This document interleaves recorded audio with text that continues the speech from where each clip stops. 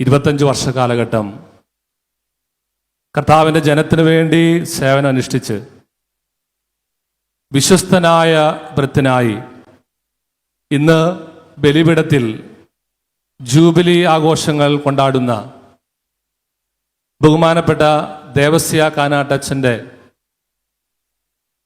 ഈ ജൂബിലി ആഘോഷത്തിൽ കർത്താവിൻ്റെ ബലിപീഠത്തിൽ നന്ദി അർപ്പിക്കാൻ സന്തോഷത്തോടുകൂടെ നമ്മളെല്ലാവരും ഒരുമിച്ച് കൂടിയിരിക്കുകയാണ്. 20 വർഷങ്ങളോളം ഈ വചന കൂടാരത്തിൽ ദൈവത്തിൻ്റെ ജനത്തിനു വേണ്ടി സേവനം ചെയ്ത് ഇന്ന് തിരുവചനത്തിൽ കേട്ടതുപോലെ വിശ്വസ്തനായ ഭൃത്യനായി ദൈവം ആഗ്രഹിക്കുമ്പോൾ അവൻ്റെ നിത്യകൂടാരത്തിലേക്ക് പുറപ്പെടാൻ വചന സേവ ചെയ്യുന്ന ബഹുമാനപ്പെട്ട കാനാട്ടച്ഛൻ 1996 ഇരിഞ്ഞാലക്കുട ക്രൈസ്റ്റ് കോളേജിലെ ഡിഗ്രി പഠനം കഴിഞ്ഞ് അന്ന് ദേവസ്യ ബ്രദറും ഞാനും ജോയി പൂത്തുകാരൻ CSR റീജൻസി ചെയ്യാൻ, ഞാൻ ഗലീലി, ദേവസ്യ അച്ഛൻ ജെറൂസലം ധ്യാന കേന്ദ്രം. പള്ളിയിൽ ഇത് അനൗൺസ് ചെയ്ത് താഴത്തേക്ക് ഇറങ്ങിയപ്പോൾ ദേവസ്യ ഓർക്കുന്നുണ്ടാവും, ഒരു അമ്മാമ വന്ന് പറഞ്ഞു, ദേവസ്യ ബ്രദർ ജെറൂസലമിൽ പോയി ദൈവത്തിൻ്റെ വചനം പഠിക്കട്ടെ. അങ്ങുള്ള ജെറൂസലം എന്ന് വിചാരിച്ചു. ഡേവിസ് അച്ഛൻ ഗലീലിൽ പോയി മനുഷ്യരെ പിടിക്കുന്നവരാക്കാം. പിന്നെ ജോയി പൂത്തുകാരൻ അച്ഛനോട് പോയി USSRൽ പോയി സാമൂഹ്യ ശാസ്ത്രം പഠിക്കാൻ പറഞ്ഞു. പക്ഷെ ഇന്ന് ആ അമ്മൂമ്മയുടെ വചനം ഞാൻ ഓർക്കുകയാണ്. ജെറൂസലം വചന കൂടാരത്തിൽ 20 വർഷം നീണ്ട ശുശ്രൂഷ. ഈ ശുശ്രൂഷയെക്കുറിച്ച് ഓർക്കുമ്പോൾ സാമുവേൽ പ്രവാചകന്റെ 1-ാമത്തെ പുസ്തകം 16-ാമത്തെ അധ്യായത്തിൽ ദാവീദ് രാജാവിനെ ദൈവം വിളിക്കുന്ന ഒരു രംഗമുണ്ട്. ജെസയുടെ 8-ാമത്തെ പുത്രൻ, ഇഞ്ചക്കുണ്ടുകാരനായ ഫിലിപ്പ് ചേട്ടന്റെയും ഏലിക്കുട്ടി ചേച്ചിയുടെയും 8-ാമത്തെ മകൻ. രൂപസാദൃശ്യമുണ്ട്. സാമുവേലിന്റെ പുസ്തകം പറയുന്നു, മനോഹര നയനങ്ങളും പവിഴ നിറവുമുള്ള അവൻ സുന്ദരനായിരുന്നു. ദേവസ്യാച്ചൻ അന്നും ഈ പവിഴ നിറം മനോഹര നയനങ്ങളുള്ള ആളാണ്. CMI സഭയുടെ ദാവീദ്, 10 മക്കളിൽ 8-ാമൻ. നമുക്ക് ചരിത്രങ്ങൾ അറിയാം. അബിയാദാദിനെ സാവൂളിന്റെ പിന്തുടർച്ചക്കാരനായിട്ട് രാജാവാകാൻ ആഗ്രഹിക്കുന്ന സാമുവേൽ പ്രവാചകനോട് ദൈവം പറഞ്ഞു, അവന്റെ ആകാര വടിവോ പൊക്കമോ കാണേണ്ടതില്ല, കാരണം ദൈവം ഹൃദയത്തിൽ കാണുന്നവനാണ്, ആകാര ഭംഗിയിലല്ല. അഭിനാദാമിനെ വീണ്ടും കൊണ്ടുവന്ന് നിർത്തി, ഇവനെ രാജാവാക്കാൻ ദൈവം ഉദ്ദേശിച്ചിട്ടില്ല. ഷമ്മായിയെ കൊണ്ടുവന്നു, അവനിലും ദൈവം പ്രസാദിച്ചിട്ടില്ലെന്ന് സാമുവേൽ പ്രവാചകനോട് പറയുന്നുണ്ട്. ഇത് വേണമെങ്കിൽ നമുക്ക് കാൽക്കുലേറ്റ് ചെയ്യാം. ജോസും ബേബിയും ജോയിയും ഒക്കെ ഈ ഗണത്തിൽപ്പെടുന്ന അഭിനാദാബും ഷമ്മായിയുടെ ഗണത്തിൽപ്പെടാം. ഇനി ഫിലിപ്പേട്ടൻ പറഞ്ഞിട്ടുണ്ടാകും, അന്ന് ആന്റണി കുറ്റിക്കാട്ടച്ഛനാണ് ഇഞ്ചക്കുണ്ട് ദേശത്ത് പോയി ഇതുപോലൊരു മനുഷ്യനെ കണ്ടെത്താൻ പറഞ്ഞപ്പോ സാമുവേൽ പ്രവാചകൻ പറഞ്ഞു, ഇഞ്ചക്കുണ്ടിലേക്ക് ഞാനോ, ആ ദേശമോ, ആ ദേശത്തേക്ക് എനിക്ക് പോകാൻ പറ്റുമോ എന്ന് പറഞ്ഞു. മിക്കവാറും ആന്റണി കുറ്റിക്കാട്ടച്ചനോട് പറഞ്ഞിട്ടുണ്ടാകാം, നീ ദേവാലയത്തിലേക്ക് പോവുക, ബലിയർപ്പിക്കാൻ പോവുക, അവിടെ വരുന്ന ഫിലിപ്പേട്ടന്റെയും ഏലിക്കുട്ടിയുടെയും മക്കളെ നീ പരിശോധിച്ച് ദൈവം നിർദ്ദേശിക്കുന്നവനെ രാജാവാക്കാൻ പറഞ്ഞിട്ടുണ്ടാകും. അങ്ങനെയാണ് 8-ാമത്തെ മകനെ. ഇനി നിനക്ക് ആർക്കെങ്കിലും ഉണ്ടോ, ആരെങ്കിലും ഉണ്ടോ എന്ന് ചോദിക്കുമ്പോൾ എനിക്കൊരുത്തനും കൂടെ ഉണ്ട്. അവൻ ആട് മേയ്ക്കാൻ പോയിരിക്കുകയാണ്. ദേവസ്യച്ഛൻ്റെ പഴയ കഥകൾ കേട്ടാൽ ഇഞ്ചക്കുണ്ട് മല അടിവാരത്തിലും മുകളിലും ആടുകളെയും മേച്ച് അരീസായ കളിച്ച് കബഡി കളിച്ച് നടന്നിരുന്ന ഒരു കാലഘട്ടം. ആ കാലഘട്ടത്തിൽ നിന്നും ദൈവം തോന്നിച്ച പ്രകാരം ദേവസ്യയെ തെരഞ്ഞെടുക്കുകയാണ്. ദൈവത്തിന്റെ ഇഷ്ടപ്പെട്ട പുത്രൻ, ദാവീദിന്റെ പ്രാർത്ഥനയിൽ പറയുന്നുണ്ട്, ദൈവത്തിന് ഇഷ്ടപ്പെട്ട പുത്രൻ അവൻ തെരഞ്ഞെടുക്കുകയാണ്. അങ്ങനെ അവന്റെ പൗരോഹിത്യ ജീവിതത്തിന്റെ, സന്യാസ ജീവിതത്തിന്റെ വഴികൾ അവൻ ആരംഭിക്കുകയാണ്. ഞങ്ങൾ പരസ്പരം കണ്ടുമുട്ടുന്നത് നൊവിഷ്യേറ്റ് ഭവനത്തിൽ വെച്ചാണ്, അമ്പഴക്കാട്.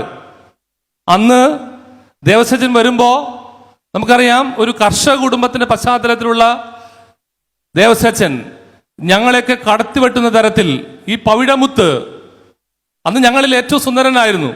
ഞങ്ങളൊക്കെ കുറച്ച് കറുത്ത് ശോഷിച്ചിരിക്കുന്ന ആള് നല്ല ബലമുള്ള, ദാവീദ് പറയുന്ന പോലെ ഞാൻ യോദ്ധാവാണ്, ഗോലിയാത്തിനെ നേരിടാൻ എനിക്ക് കഴിയും എന്ന് പറയുന്ന പോലെ നല്ല ബലിഷ്ഠകായനായ കാനാട്ടച്ചൻ അന്ന് ഞങ്ങൾ നടത്തുന്ന പടവലം, ഈ കൃഷിയിലൊക്കെ നന്നായി ഇടപെട്ട് മിക്കവാറും ഞങ്ങളുടെ ബാച്ചിനെ കൃഷിക്കാരുടെ ഒരു ബാച്ചാക്കി മാറ്റാൻ കഠിന പ്രയത്നം ചെയ്ത ഒരാളാണ് നൗഷേറ്റ് ഭവനത്തിൽ. ഞങ്ങൾക്കറിയാം, ദേവസ്വം ഞങ്ങളിൽ മൂത്തവനാണ്. അതുകൊണ്ട് തന്നെ ഈ ലീഡർഷിപ്പിലേക്കുള്ള തെരഞ്ഞെടുപ്പുകൾ വരുമ്പോൾ ദേവസ്യാച്ചൻ എന്നും മുൻപന്തിയിൽ തന്നെയായിരുന്നു. അത് കഴിഞ്ഞ് ഡിഗ്രി പഠിക്കാനായിട്ട് ഇരിഞ്ഞാലൂടെ ക്രൈസ്റ്റ് കോളേജിലുള്ളപ്പോഴും ധർമാരാമിലെ ഫിലോസഫി പഠനകാലത്തും ദേവസ്വജൻ ഇടയ്ക്കിടയ്ക്ക് റൂമിൽ നിന്ന് വന്ന് പുറത്തേക്ക് വന്നിട്ട് ഞങ്ങളോട് പറയാറുണ്ട്, ഇത് എന്നെ കൊണ്ടൊന്നും പറ്റില്ല, എനിക്കിതൊന്നും പറ്റില്ല, മടുത്തു. എന്നിട്ട് ഇങ്ങനെ ഒരു കൈയൊക്കെ പിടിച്ച് ആകെ മടുത്ത് കുറച്ചു നേരം കൈയൊക്കെ പിടിച്ച് ഇങ്ങനെ ഇത് മാറ്റാനായിട്ട് ഞങ്ങളിങ്ങനെ ദ്വന്ദ്വയുദ്ധം നടത്തും. ഓർക്കുന്നുണ്ടാകും. ദ്വന്ദ്വയുദ്ധത്തിൽ ജയിക്കുന്നത് ദാവീദിനെ പോലെ ബലിഷ്ഠകായനായ ദേവസ്വജൻ തന്നെയാണ്. എപ്പോഴും പറഞ്ഞുകൊണ്ടിരിക്കും, എനിക്കിതൊന്നും സാധിക്കില്ല. പക്ഷെ ദൈവം സാധിച്ചു. ഞങ്ങളെ പോലെ തന്നെ ഫിലോസഫി പഠനത്തിലും ഡിഗ്രി പഠനത്തിലും ഉന്നത വിജയം ദേവസ്യാച്ചന് ദൈവം കൊടുത്തു. അത് കഴിഞ്ഞ് ധർമാരാമിൽ സിസ്റ്റമാറ്റിക് തിയോളജി പഠിക്കാൻ വരുന്ന ഒരു കാലഘട്ടം ഉണ്ടായിരുന്നു, MTH. അന്ന് ദേവസ്യാച്ചൻ പറയുമായിരുന്നു, എന്നെ ഒരു സിസ്റ്റത്തിലാക്കാൻ ദൈവം ഇവിടെ കൊണ്ടുവന്നിരിക്കുകയാണ്, അതാണ് സിസ്റ്റമാറ്റിക് തിയോളജി. അങ്ങനെ ദേവസ്യാച്ചൻ ആ സിസ്റ്റമാറ്റിക് തിയോളജിയിലൂടെ ഒരു വെട്ടിൽ വീണു. ആരുടെ വെട്ടിൽ? ദൈവത്തിന്റെ വചനത്തിന്റെ വെട്ടിൽ അദ്ദേഹം വീണു. അത് ജെറൂസലം വചന കൂടാരത്തിൽ നിന്ന് കിട്ടിയ വലിയ വചനസിദ്ധിയുടെ ആ ഒരു മാസ്മരിക വലയത്തിലാണ് കാനാട്ടച്ചൻ. പിന്നീട് അറിയാം, ബാംഗ്ലൂരിലെ ഒരുപാട് ദൈവവിശ്വാസികൾക്ക് എന്നും വചനങ്ങൾ പങ്കുവെച്ചു കൊടുക്കുന്ന ഒരു ബ്രദറായും പിന്നീട് വൈദികനായും തീർന്ന് ഞാൻ ഓർക്കുന്നു.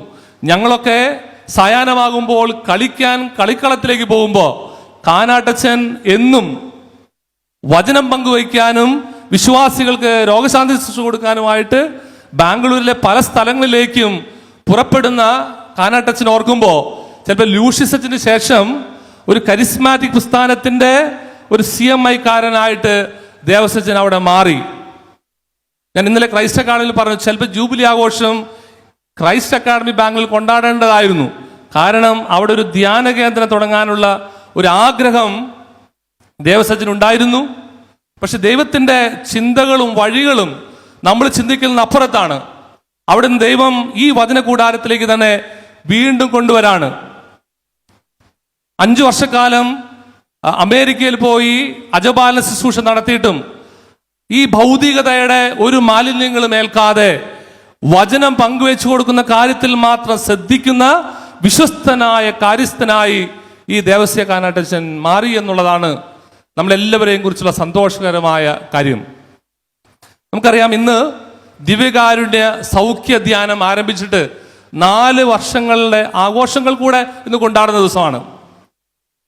ഈ ബാംഗ്ലൂരിലെ ജനങ്ങൾ പോലെ എന്നോട് പറയാറുണ്ട്, ഒരു 30,000-ത്തിലധികം പേര് വചന ശുശ്രൂഷയിൽ ഒരുമിച്ച് പങ്കെടുക്കുന്ന ഒരു വ്യക്തിത്വമേ ഇന്ന് ഈ കേരളത്തിൽ കാണാൻ സാധിക്കുള്ളൂ.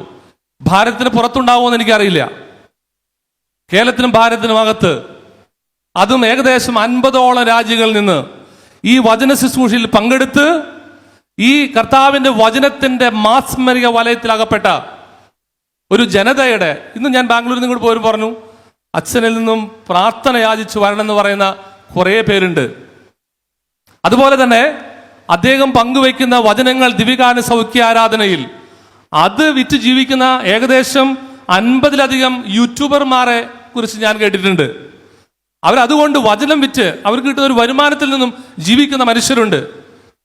അതുപോലെ ദൈവം ഒരുക്കാണ്.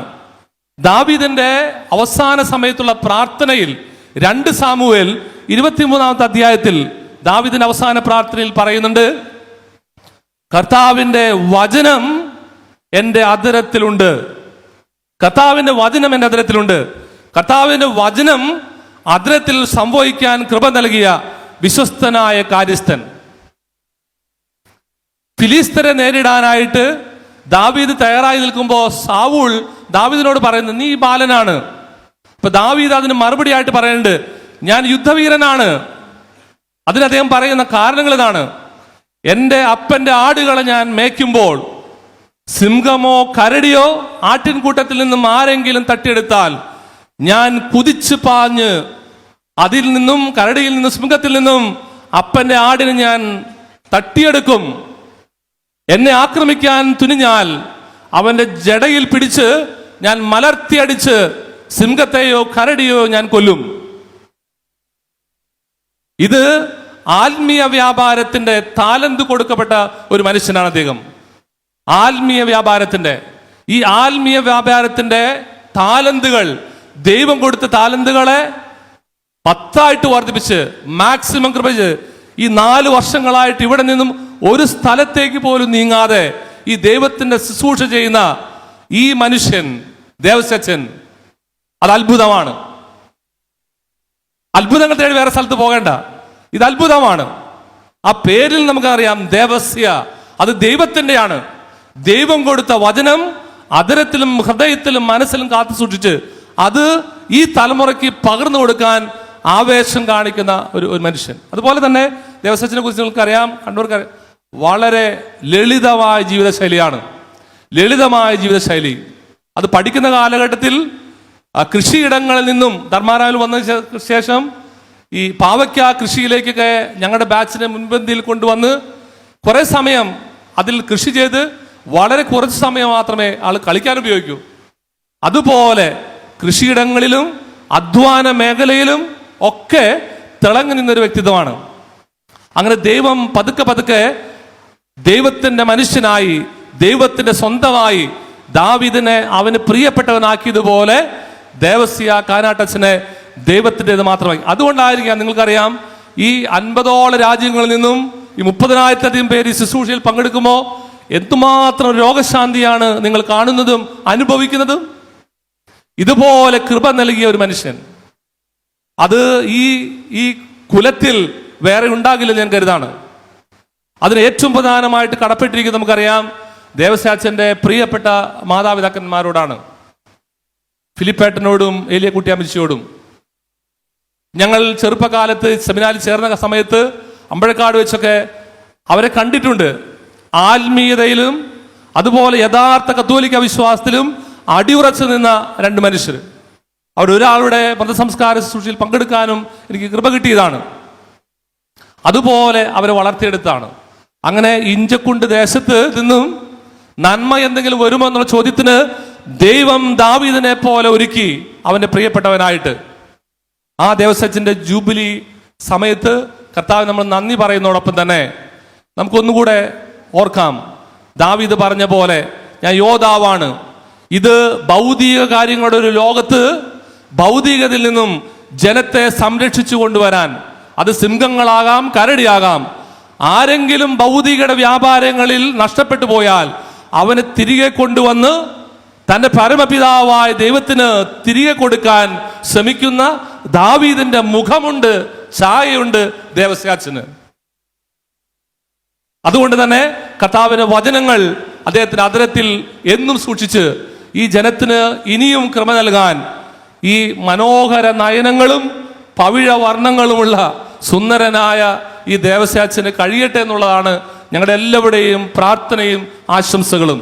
ഈ 25 വർഷം അത് ആത്മീയ വ്യാപാരത്തിന്റെ വലിയ മേഖലയിൽ നിത്യകൂടാരങ്ങളിൽ മനുഷ്യരെയും തന്നെയും പരപിതാവിനോടൊപ്പം കാത്തു സൂക്ഷിക്കാൻ അശ്രാന്ത പരിശ്രമം ചെയ്യുന്ന നിതാന്ത ജാഗ്രതയുള്ള ഈ വിശ്വസ്തനായ കാര്യസ്ഥന് നമുക്ക് എല്ലാവർക്കും കൂടെ തിരുനാളിൻ്റെ ജൂബിലി വർഷത്തിൻ്റെ മംഗളങ്ങൾ സ്നേഹപൂർവ്വം ആശംസിക്കാം.